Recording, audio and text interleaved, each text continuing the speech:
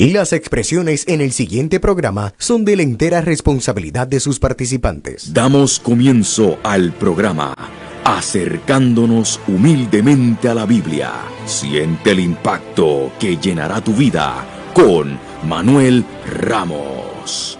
Dios le bendiga, Dios le guarde a los hermanos y hermanas que nos escuchan a través de esta gran emisora Radio Vida, 90.5 FM y 1400 AM.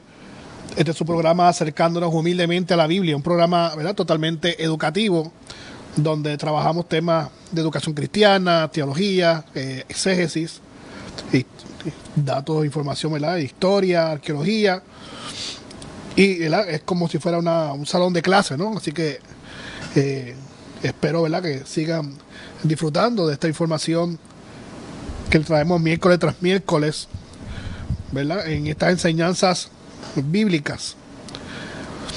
Y hoy lo que vamos a hacer es darle continuación, ¿verdad?, al tema la reconciliación, un aspecto, ¿verdad?, teológico, que ya llevamos ya dos partes, ¿no?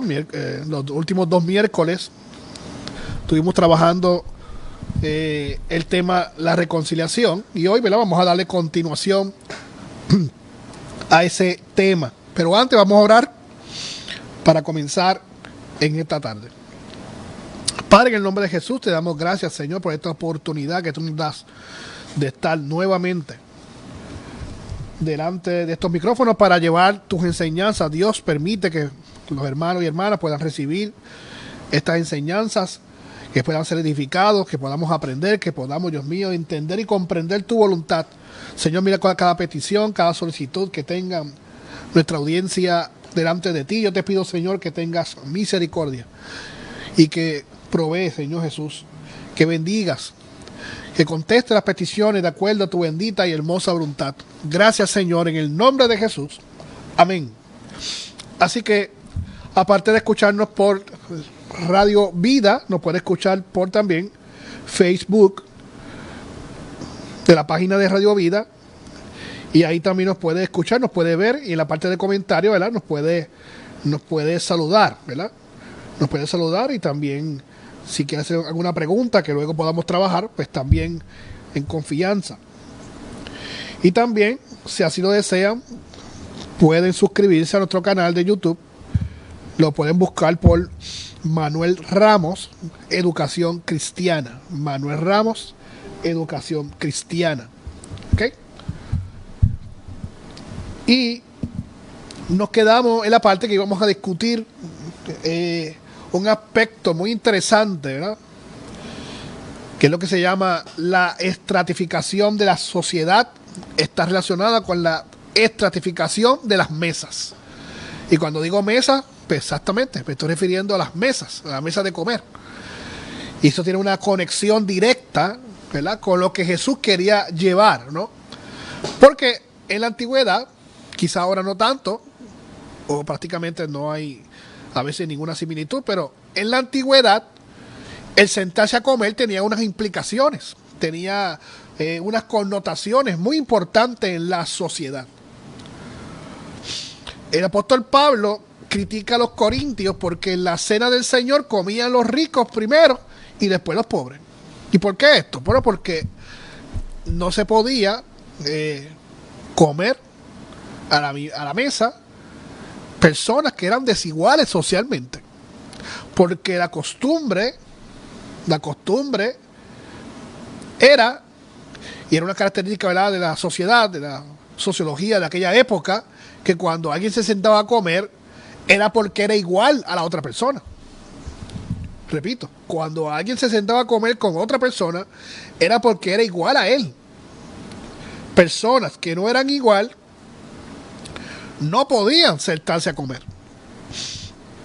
Así que Jesús utilizó esto para llevar, ¿verdad?, un poderoso mensaje, ¿verdad?, que es el que vamos a discutir, ¿verdad?, en la tarde de hoy. Cuando estamos en la mesa, somos iguales. Por eso los judíos y los samaritanos no comían juntos, ni los esclavos con los amos, ni los pobres con los ricos. No se podía, no, socialmente no se permitía. La iglesia se ha convertido en una clase más de nuestra sociedad, no ha podido integrarse con la sociedad y por eso se le hace difícil reconciliar al ser humano con Dios. Comen juntos los grupos sociales, así que Jesús rompe con estas reglas, ¿verdad? Tuvo Jesús la valentía, ¿no?, de romper con eso. Come con los pecadores, come con los gentiles, come cuando y con quien Él quiera. ¿Quién le iba a decir algo a Jesús? Así que Jesús sabía, cuando estaba comiendo con un pecador, Jesús sabía lo que estaba haciendo, ¿verdad? Y usted dirá, ¿qué tiene que ver esto con la reconciliación? Tiene que ver todo.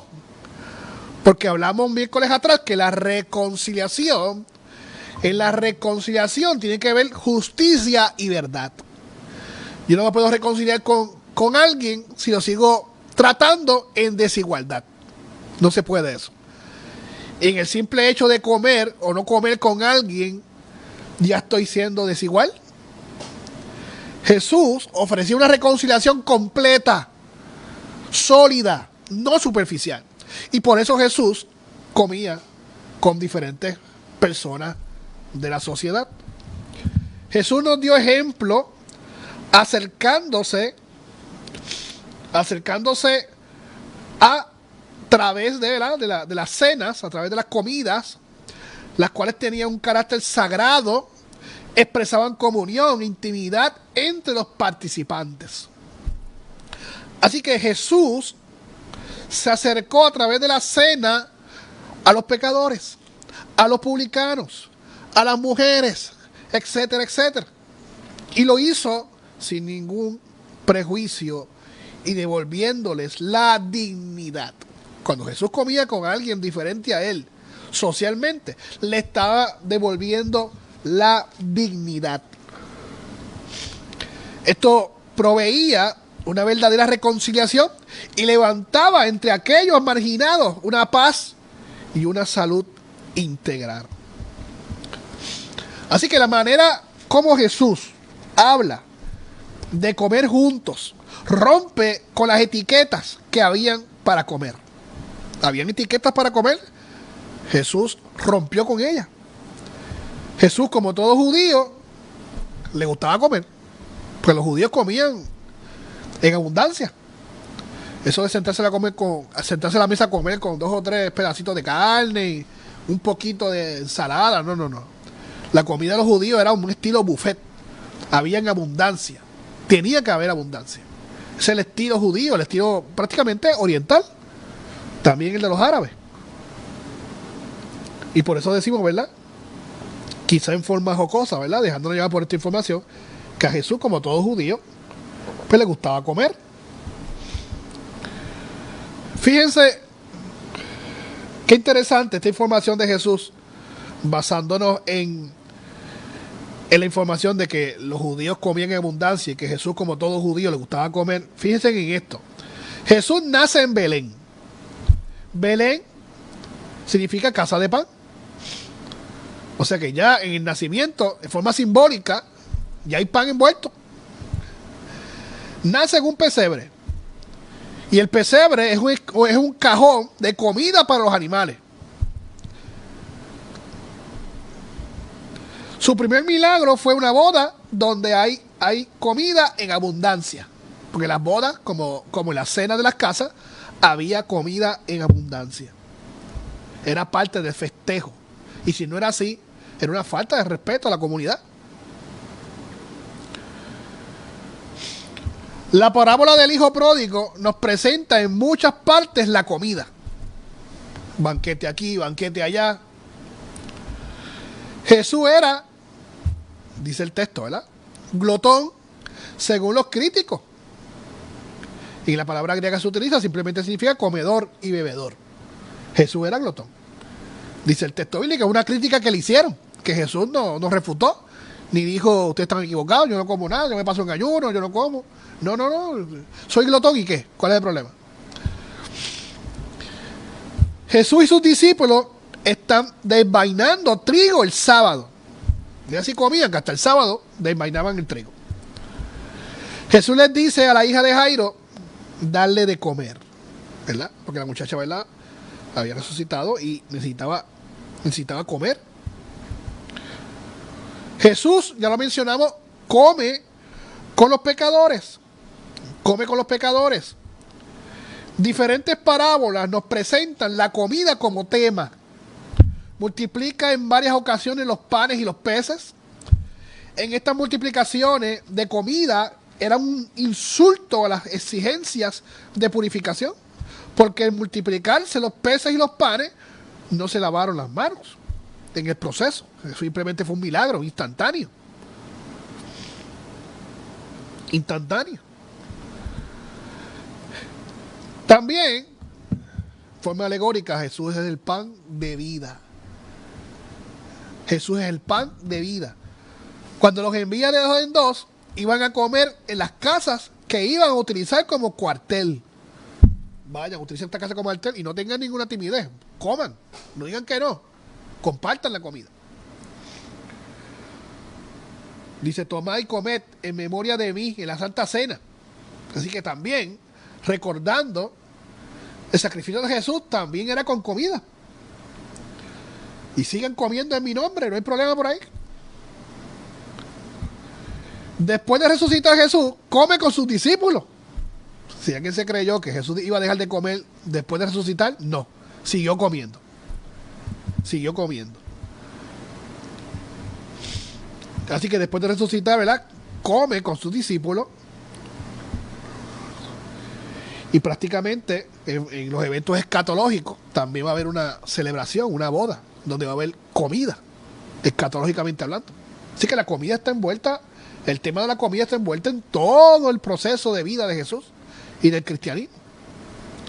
Y Jesús aprovecha esta situación, porque lo utiliza como para devolver la dignidad a aquellos que están marginados y olvidados. Imagínense cómo se sentía un pobre o una mujer, un mendigo, un pecador, cuando Jesús lo invitaba a comer o cuando Jesús aceptaba la invitación a comer. Eso era una gran gratificación a la persona, porque la persona sabía que Jesús socialmente no podía estar al mismo nivel que la persona. Y Jesús lo usa, el sistema de comida, de mesas, como un proceso de transformación, de reconciliación, de cambio, para que entiendan y para que vayan entendiendo los pecadores cuál es el cambio.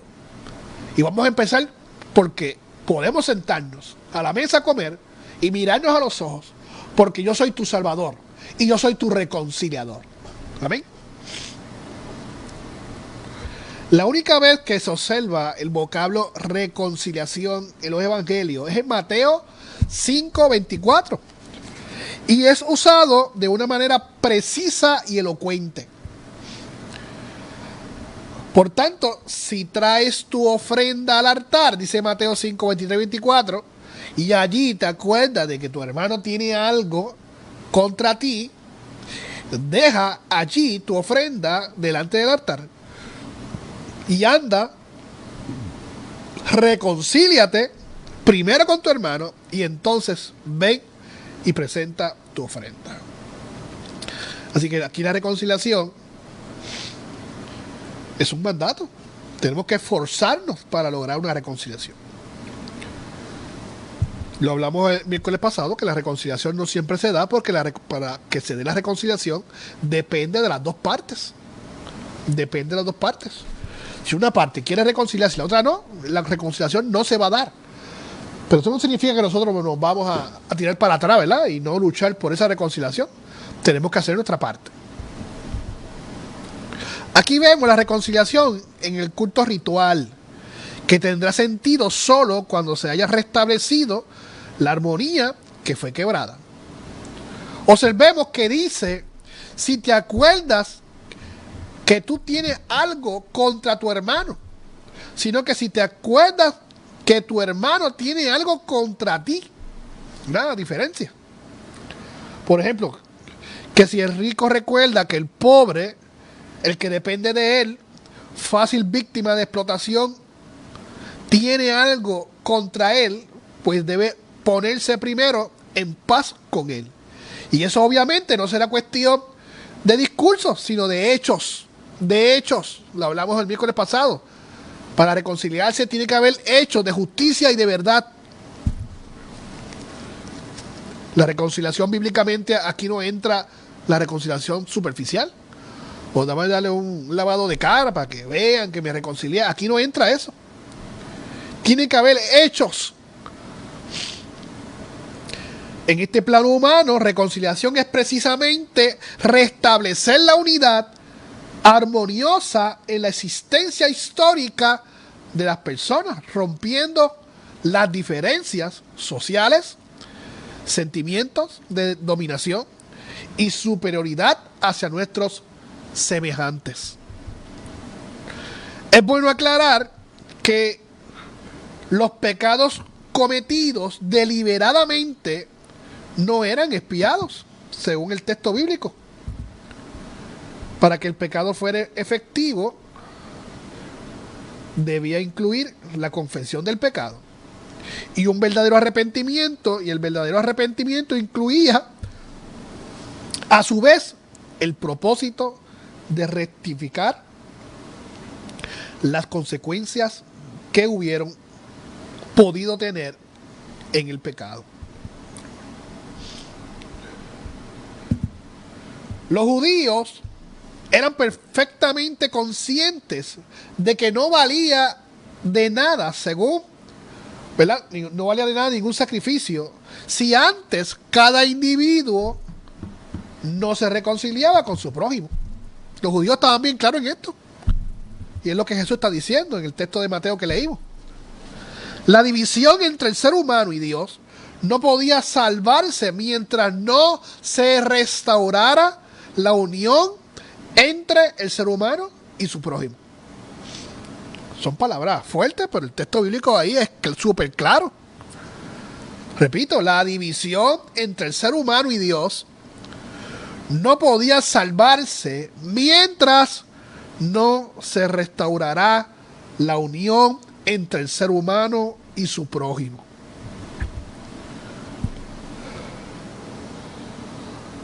Precisamente por estas enseñanzas de Jesús que iban en contra de pensamientos de la época, fue que Jesús tuvo dificultades con las autoridades, tuvo problemas con las autoridades. Así que nos preguntamos, ¿por qué eliminaron la autoridad de Jesús? Aparte, ¿verdad? Que era una profecía que tenía que cumplirse. Pero esa profecía no se cumple de la nada, ¿no? Tiene sus efectos, sus causas. ¿Por qué eliminaron las autoridades a Jesús? Hay un autor llamado Eduardo Arens, un buen libro que escribió sobre salud integral. Eduardo Arens nos dice que las autoridades religiosas no decretaron su muerte por cuestiones doctrinales, sino porque Jesús se atrevía a cuestionar abiertamente de palabra y de hecho y en el nombre de Dios las sagradas instituciones sociales. Y ahí entonces empezaron las dificultades y los problemas. Así que Jesús se atrevió a cuestionar, no escondida, no, abiertamente, de palabra y de hecho, y en el nombre de Dios, validando, ¿verdad?, que esto es algo de Dios. ¿Qué cuestionó? Las sagradas instituciones sociales de su época.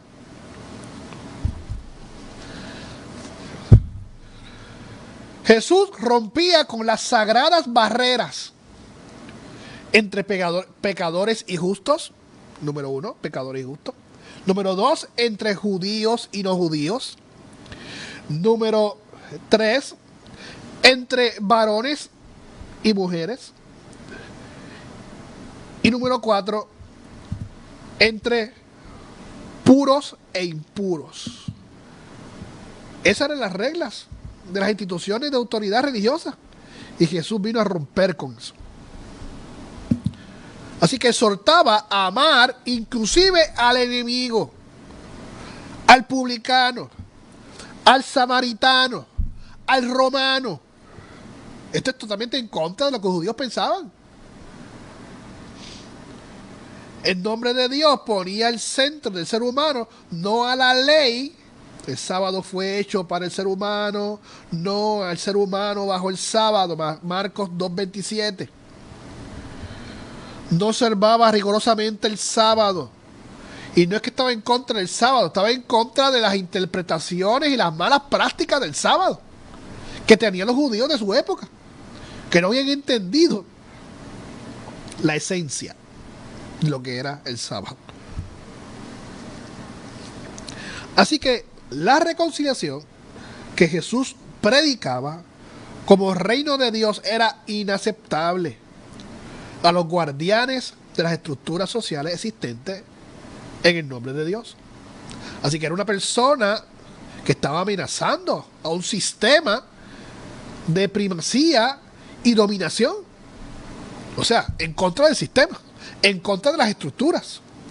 Jesús tenía que desaparecer por actuar en contra de la seguridad del Estado.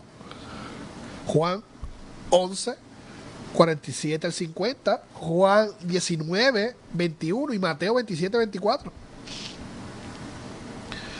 Así que la justicia y la verdad son fundamentos de la reconciliación. La justicia asegura la relación de armonía y equilibrio entre personas. La justicia viene de Dios, el creador y juez de suprema justicia. Los hombres deben reflejarla, especialmente los gobernantes. Se supone que sea así. Así que Dios es el fundamento y el referente fundamental para la justicia humana.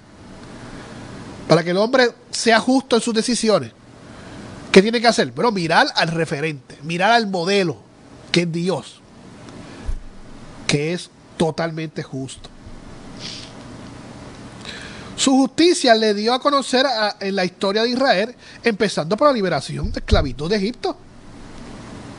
Si Dios no fuera justo, hubiera dejado a Israel esclavo en Israel. La historia de Israel es la historia de la justicia divina y su contraste con la justicia humana. La justicia de Dios dio origen al pueblo de Israel. La justificación por la sangre de Cristo dio origen a la iglesia. Así que mientras la justicia de Dios dio origen al pueblo de Israel, la justificación dio origen a la iglesia. La justicia que Dios exige es comunitaria, no es privada, es comunitaria, particularmente fijada en relación a los marginados, los pobres, que son por injusticia, o sea que no son por injusticia. La finalidad de la justicia no es otra que la formación y preservación de la vida comunitaria. Por eso la justicia será real. ¿Cuándo será real la justicia? Cuando se repare el daño ocasionado. Por eso no puede haber reconciliación si no hay justicia. Repito, la finalidad de la justicia no es otra que la formación y preservación de la vida comunitaria. Así que la justicia será real cuando se repare el daño ocasionado. Y por eso, que lo hemos repetido varias veces, por eso no puede haber reconciliación si no hay justicia. Si leemos Mateo 5, 20 al 22, en Reina Valera del 60, dice: porque os digo que si vuestra justicia no fuere mayor que la de los escribas y fariseos, no entraréis en el reino de los cielos. Oíste que fue dicho a los antiguos: no matarás, y cualquiera que matare será culpable de juicio. Verso 22. Pero yo os digo que cualquiera que se enoje contra su hermano será culpable de juicio, y cualquiera que diga necio a su hermano será culpable ante el concilio, y cualquiera que le diga fatuo quedará expuesto al infierno de fuego. Así que Jesús, en este pasaje que acabamos de leer, ¿verdad?, de Mateo 5, 20 al 22, es sumamente directo cuando nos exige en ese verso 20 que nuestra justicia tiene que ser mayor que la justicia de los escribas y los fariseos, si es que queremos entrar al reino de los cielos, según, ¿verdad?, el texto que leí. Así que la justicia de los escribas y fariseos es la que, pegada a la letra de la ley, se rige por los preceptos, con las cláusulas, haciendo así de la ley una carga sumamente pesada, no viendo al ser humano, sino la ley en sí y por sí. Pero la justicia superior es aquella ponderada por Jesús, ¿verdad?, presentada por Jesús, centrada en el amor o fundamentada en el amor. Es una justicia que pone al hombre en el centro del amor de Dios, en el centro de Dios mismo. Es una justicia reconciliadora. La justicia de Dios, la justicia de Cristo, es una justicia reconciliadora, porque su asiento está en el corazón del ser humano. Así que el contraste de las dos justicias está expuesto en Mateo 5, 21-22, que fue prácticamente lo que leímos anteriormente. Así que, resumiendo hasta ahora, la justicia viene de Dios, que es el creador, es el juez de suprema justicia. Su justicia la dio a conocer en la historia de Israel, empezando por la liberación de la esclavitud de Egipto. O sea, Dios no es el Dios que dice yo soy justo, no, que lo demuestra con sus hechos, con acciones. Y esto debe provocar, o tiene que dar como resultado, que los seres humanos deben reflejar la justicia divina.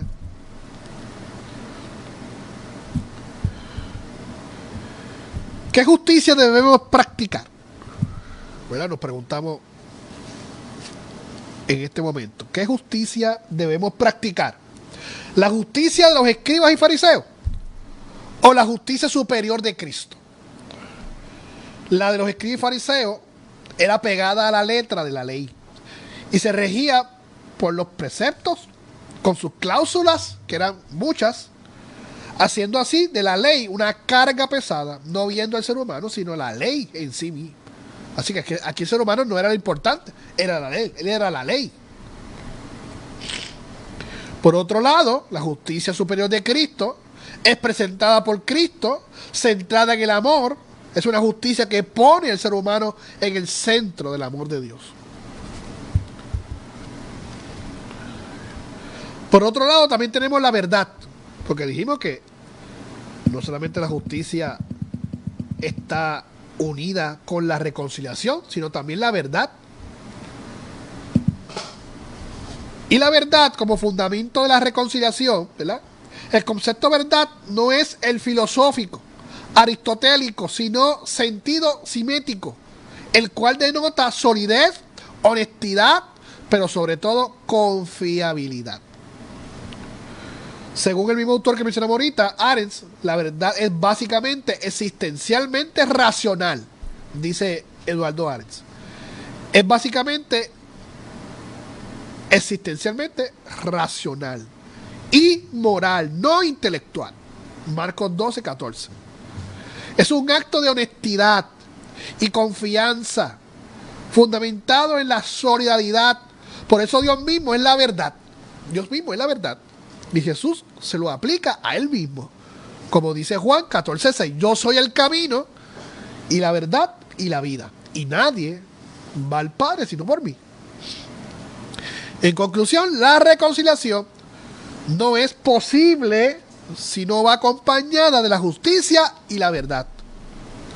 Es un acto de reconciliar lo que ha sido separado de reparar, ¿verdad? Separado para reparar lo quebrantado. De restituir la confianza y poder caminar por la paz, que es el shalom, ¿verdad? Que lo explicamos anteriormente. Y con esto podemos lograr acercándonos a una salud completamente integrar. Así que en la reconciliación tiene que tener esos componentes: justicia, verdad, confianza, porque la confianza está unida a la verdad. Entonces, esas reconciliaciones que a veces mencionamos, me reconcilio, pero la confianza no es la misma. Pues no es reconciliación. No es reconciliación. La reconciliación trae justicia, trae verdad y trae confianza.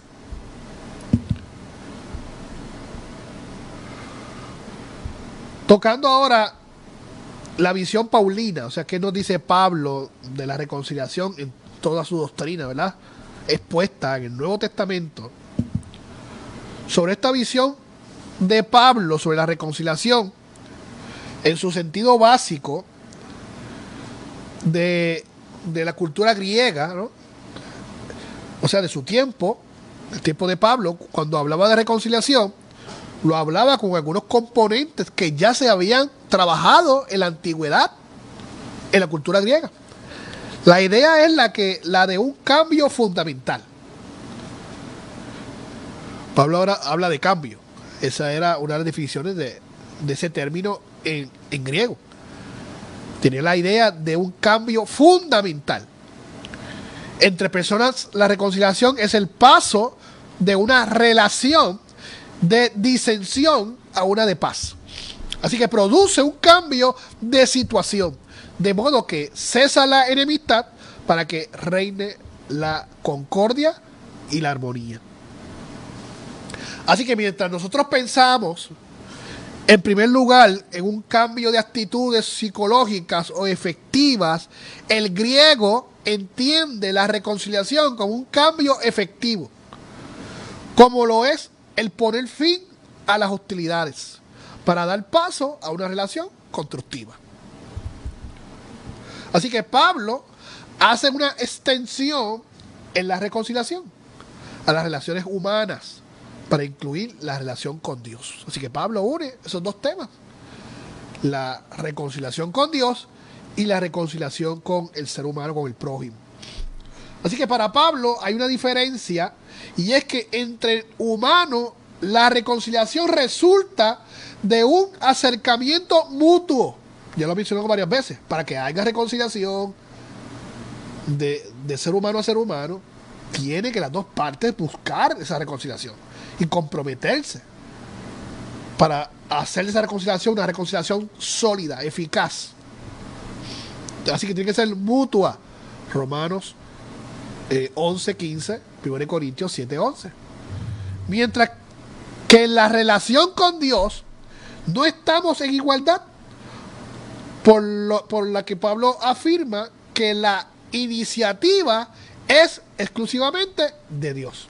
Así que aquí hay una diferencia, ¿no?, cuando hablamos de reconciliación con Dios o reconciliación con el prójimo.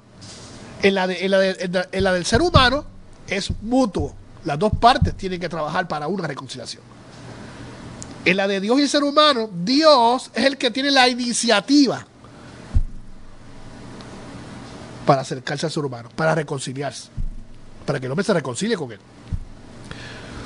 El primer ejemplo que vemos en la Biblia es con Adán, ¿verdad? Cuando transgredieron la ley, el mandato de Jesús, de Dios, hubo una desobediencia, hubo una ruptura en la relación entre el ser humano, Adán y Eva, con Dios.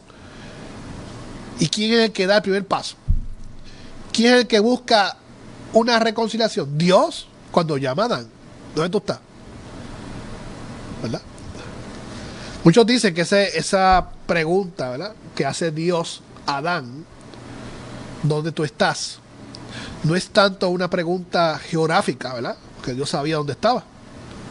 Posiblemente estaba al lado del río, detrás del árbol, al lado del río. O sea, ya Dios sabía dónde estaba.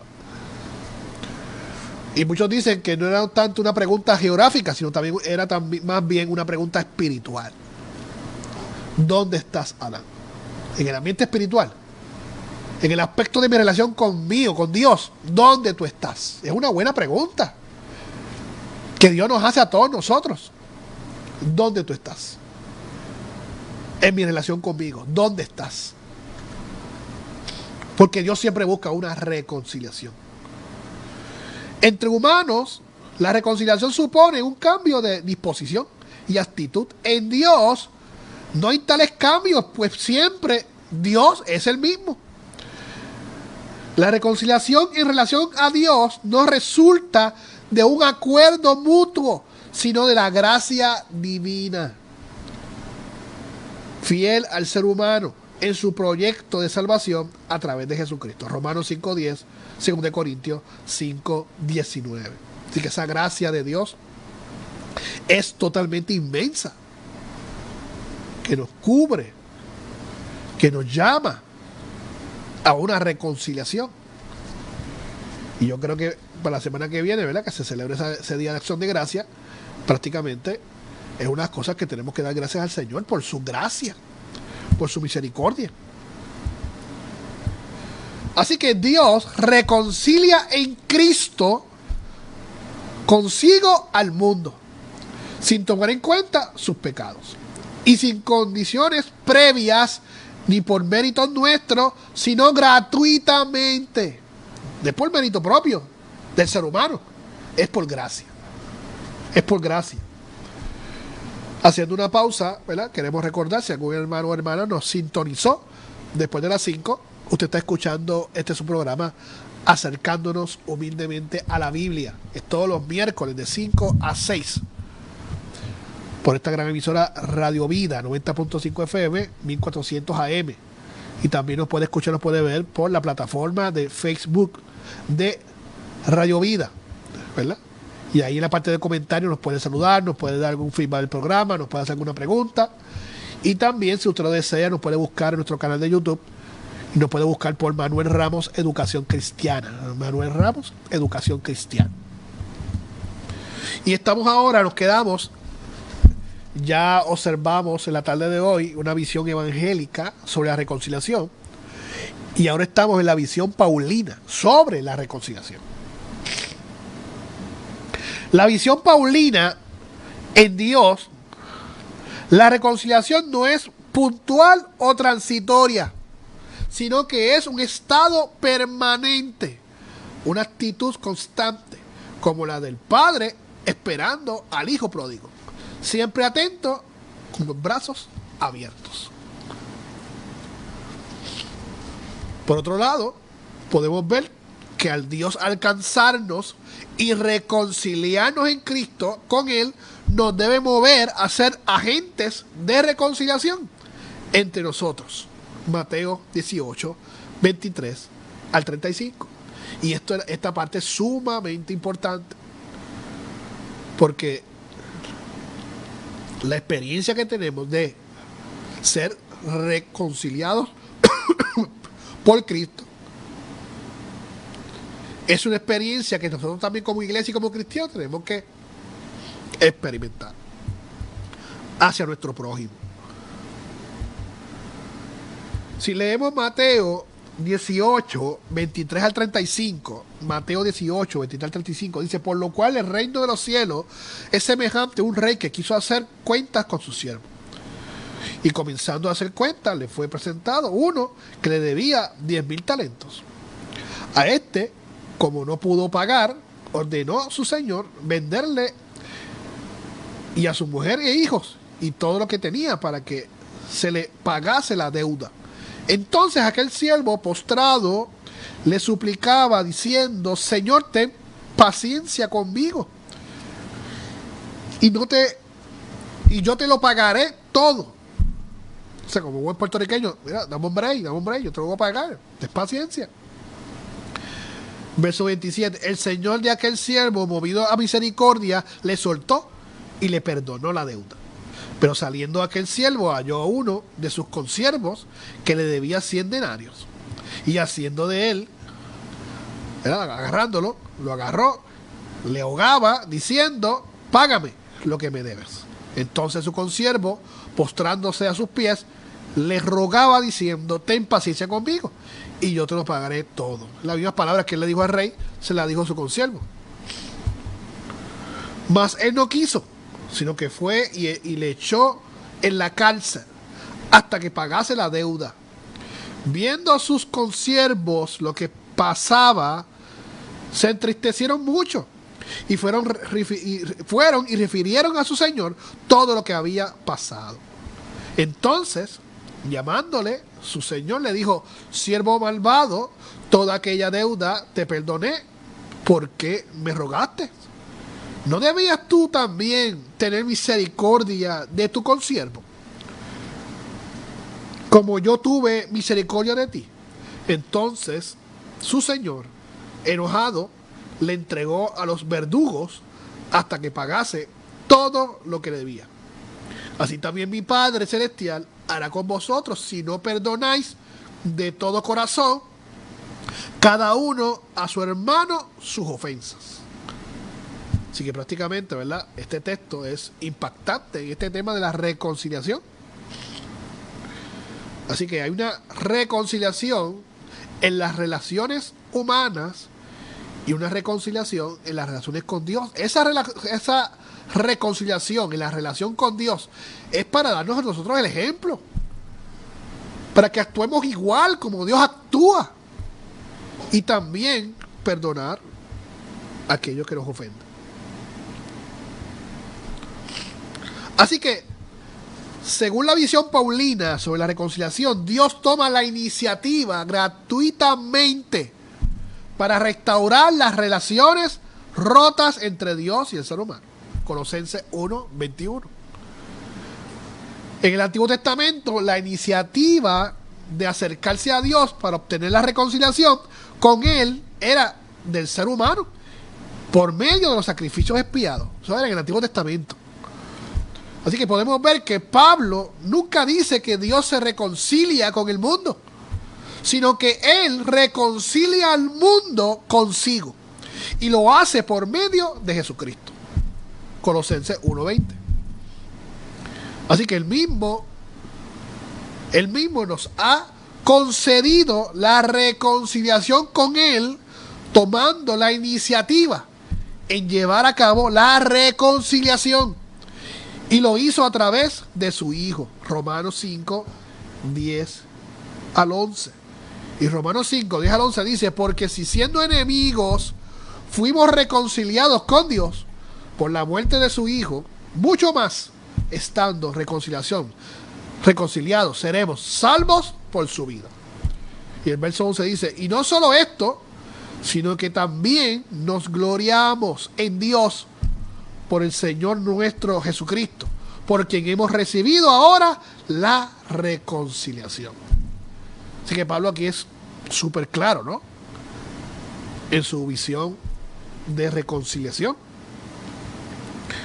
Y en estos textos de Romanos 5:10-11 son muy importantes para entender la visión paulina de la reconciliación. Y en estos textos podemos decir que nos dice que fuimos reconciliados con Dios. Luego dice que seremos salvos por su vida. Y por último dice que hemos recibido ahora la reconciliación. Así que la reconciliación y la salvación fue decretada por Dios desde un principio. Pero eso no impide que podamos disfrutar ahora de una hermosa reconciliación con Dios. Así que la reconciliación también es presente. No lo veamos como algo escatológico, futuro. La visión paulina de la reconciliación presenta la reconciliación también como un acto presente. Y será real en nuestras vidas en la medida que vivamos la vida de Cristo en nosotros. En nosotros. También la visión paulina de la reconciliación, vemos que es un proceso que se va afirmando por la vida propiamente cristiana de la persona, por su comportamiento coherente y su compromiso con Jesucristo. Se va paulatinamente afirmando en la vida del cristiano. Por ser un proceso, la reconciliación es un crecer con Jesucristo. Repito, por ser un proceso, la reconciliación es un crecer con Jesucristo. La reconciliación necesita reafirmarse continuamente. Continuamente. Por eso Pablo, después de exhortar a los corintios, que dice, estén reconciliados con Dios, les advierte, les exhortamos a que no reciban en vano la gracia de Dios. 2 Corintios 5:20, 2 Corintios 6:1. De este modo, o de este proceso de la reconciliación, depende también nuestra salud integral, que es parte de la reconciliación, como ya hemos mencionado. 2 Corintios 5, 18 al 20, dice, de modo que si alguno está en Cristo, nueva criatura es. Las cosas viejas pasaron y aquí todas son hechas nuevas. Y todo esto proviene de Dios, quien nos reconcilió consigo mismo por Cristo. ¿Ven la definición que dimos ahorita, no? Dios nos reconcilia con Él por Cristo, o a través de Cristo, y nos dio el ministerio de la reconciliación. Así que este texto, ¿verdad? El verso 18 de 2 Corintios 5 es clave, es importante para nuestra vida cristiana y de iglesia. Y dice el verso 19 que Dios estaba en Cristo reconciliando consigo al mundo, no tomándoles en cuenta a los hombres sus pecados, y no encargó a nosotros la palabra de la reconciliación. O sea, y nos encargó a nosotros la palabra de la reconciliación. ¿Verdad? Repite lo del verso 18, que Dios nos da ese ministerio de la reconciliación. Verso 20, así que somos embajadores en nombre de Cristo, como si Dios rogase por medio de nosotros. Os rogamos en nombre de Cristo, reconciliados con Dios. Tremendo pasaje donde nos revela la visión paulina sobre la reconciliación. 2 Corintios 5, 18 al 20. Según los griegos, cuando Dios se enemista con los seres humanos, son estos los que deben ganarse de nuevo su amistad.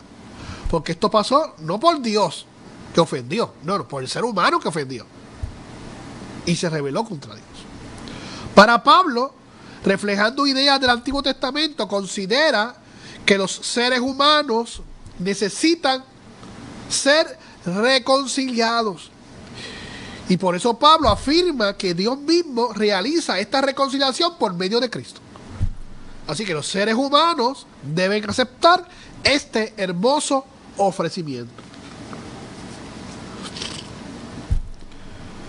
Así que Dios nos atrae hacia sí mismo, o sea, nos reconcilia, borra nuestros pecados y nos hace justos, nos justifica. Dejamos de ser enemigos, extraños o extranjeros para Dios cuando confiamos y nos sometemos y aceptamos a Cristo como nuestro único y exclusivo Salvador.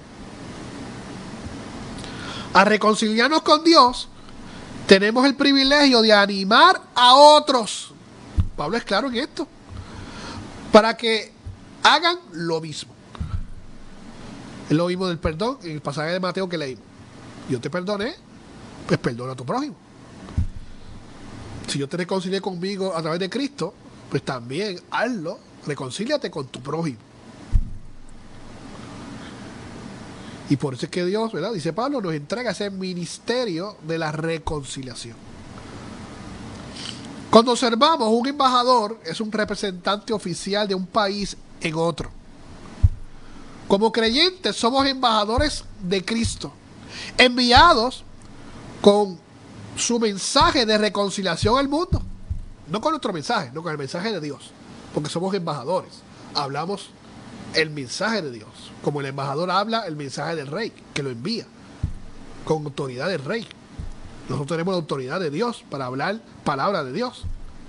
El embajador de reconciliación tiene una responsabilidad muy importante. No debemos cumplir esta responsabilidad en forma liviana, superficial.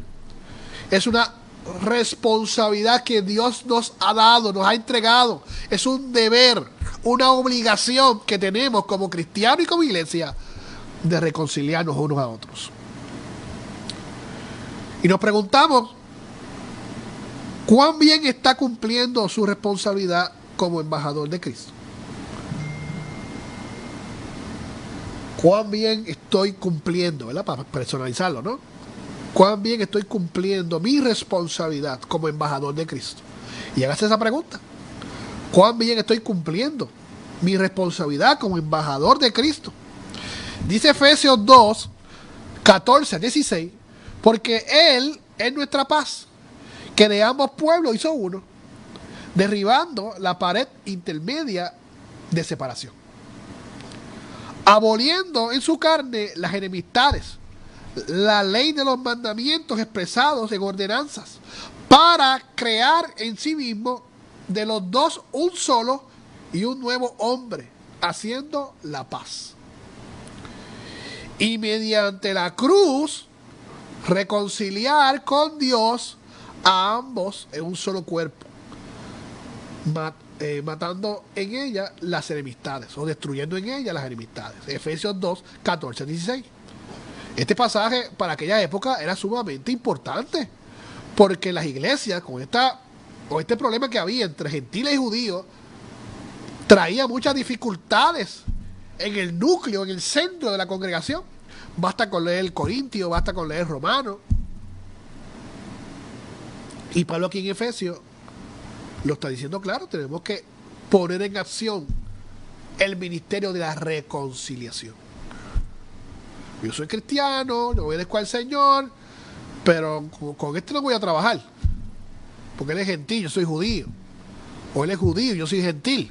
Entonces ahí se descalara, o sea, se rompe esa relación, ese deber, esa responsabilidad que tiene la iglesia para trabajar en el reino de Dios. Y por eso en ese punto también es sumamente importante la reconciliación. La reconciliación. Así que la reconciliación, en conclusión, tiene que ser con nosotros mismos. La número uno, con nosotros mismos. Hay gente que no ha podido todavía perdonarse por ofensas, por actos que ha hecho. Y tienen, ¿verdad?, esa carga pesada, emocional, porque no se han perdonado. Ya Dios los perdonó. Es más, si tuvieron problemas con una persona, ya también los perdonaron, pero ellos mismos no se han perdonado. Así que la reconciliación debe empezar por esa parte, porque eso ayuda a una salud integral. La reconciliación empieza con nosotros mismos. Número 2, la reconciliación debe ser también con nuestro prójimo. Y número 3, la reconciliación también tiene que ser con Dios. Reconciliación con nosotros mismos, con el prójimo y con Dios. Y con Dios. Así que Dios nos reconcilia a través de Cristo. Pablo fue enfático en eso. Leímos varios pasajes que lo afirman. Dios nos reconcilia a través de Cristo. Y nosotros nos reconciliamos con nuestro prójimo cuando estamos en Cristo. Dios nos reconcilia a través de Cristo y nosotros nos reconciliamos con nuestro prójimo cuando estamos en Cristo. ¿Cómo puede visualizarse una iglesia reconciliadora? Ya ahora hablando de la forma de conclusión, ¿no? ¿Cómo puede visualizarse una iglesia reconciliadora? Antes de mediar reconciliación, debe estarlo ella misma. La persona debe reconciliarse ella misma. Antes de ejercer un ministerio de reconciliación en el mundo, la iglesia debe vivir y mostrar aquella unidad, ¿verdad?, que Jesús la pidió en Juan 17, en la oración que hace Jesús en Juan 17.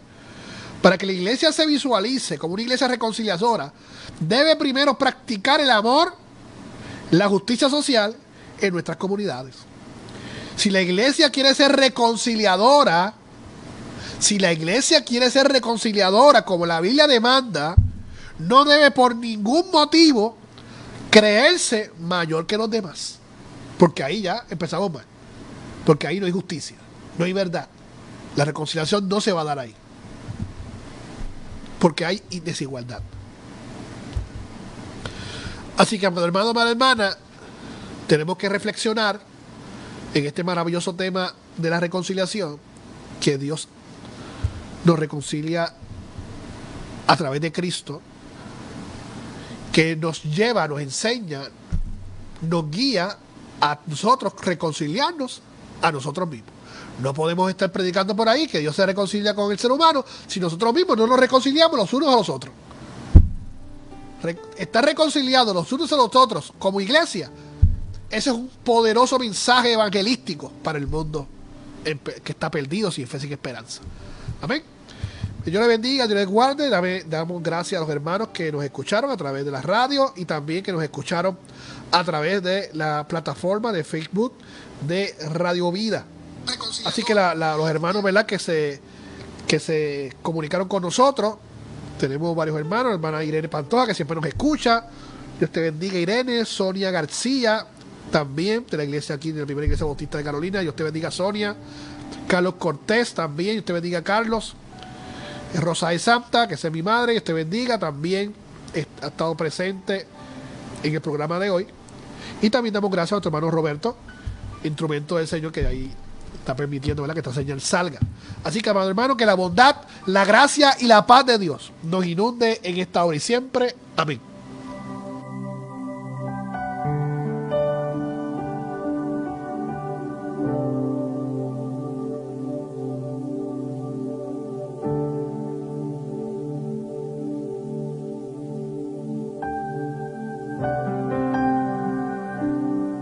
Las expresiones en el pasado programa son de la entera responsabilidad de sus participantes.